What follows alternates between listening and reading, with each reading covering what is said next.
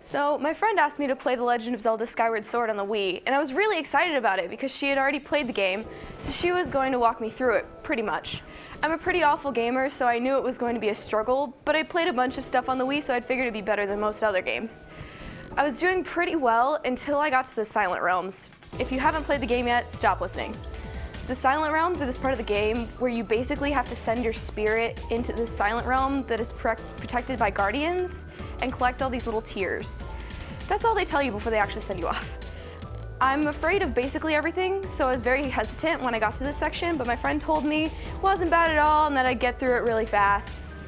So I started into the realm, and they put you in this little protective circle when you first get in there and tell you when you step out, you have to go collect all the tears, and then you'll be returned to the physical world.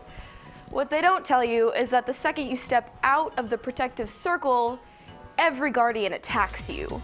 So being an unsuspecting, innocent first-time player, I decided, okay, let's do it. I stepped out of the circle and then proceeded to throw the Wiimote and cower in fear as everything turned red and the guardians started to attack. Needless to say, I had to restart the realm and relive the fear over and over again until I finally finished it. And then I was told that there were 3 more realms, unlike everything in the Zelda universe that is done in 3s. I cried myself to sleep that night.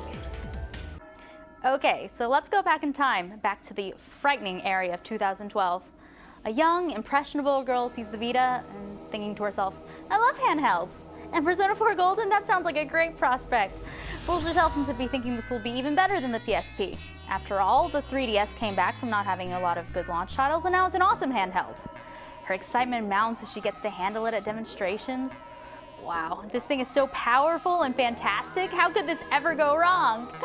So she buys the Vita at full price. That was me last year, before I was burned. At least now I can play games that I already had. Don't get me wrong, the Vita is an incredible machine and it's great at emulating older games. But what if I don't want older games?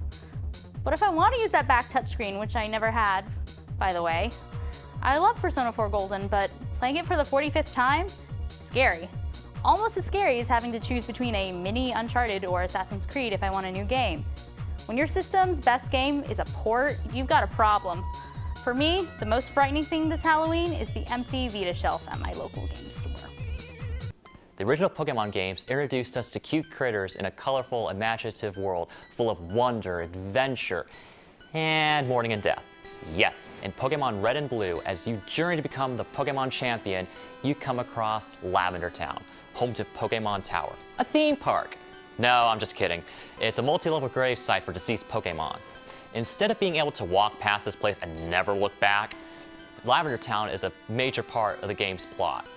You enter Pokemon Tower, which is full of ghosts. While you expect to thunderbolt these bitches straight to hell, your Pokemon will be unable to move out of fear. So your Pokemon won't flinch in the face of Mewtwo, whatever.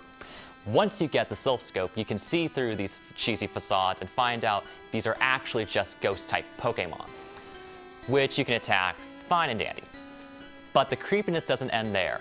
There are also channelers that will battle you and claim to be possessed by spirits. One will actually cry out for blood.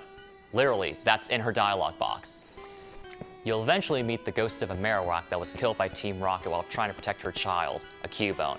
No, not Jesse and James Team Rocket. They can only kill consistent personalities and competency. I'm still bitter about Best Wishes. It is so dark for a Pokemon game, but the real kicker is that song. Oh gosh, it's a song that would make Pyramid Head turn the other way and run. It is that song and all the focus on death and ghosts that has made Lavender Town my scary video game moment. We can all agree Pokemon is a kid's game. While adults may play it, and I certainly do, children are their primary target audience. But anyone familiar with creepypasta knows that Pokemon has some dark stuff hidden throughout, and among the darkest are the Pokédex entries. From Generation 1 to Generation 6, there are some Pokemon with backstories that haunt my nightmares still, and the creepiest entry of all belongs to Yamask from Generation 5. Yamask. Each of them carries a mask that used to be its face when it was human. Sometimes they look at it and cry. So these Pokemon were human. They are the spirits of people, not animals. and they carry around faces from their former lives and are so overwhelmed by the emptiness of their existence that they cannot help but weep. What the literal hell, Game Freak?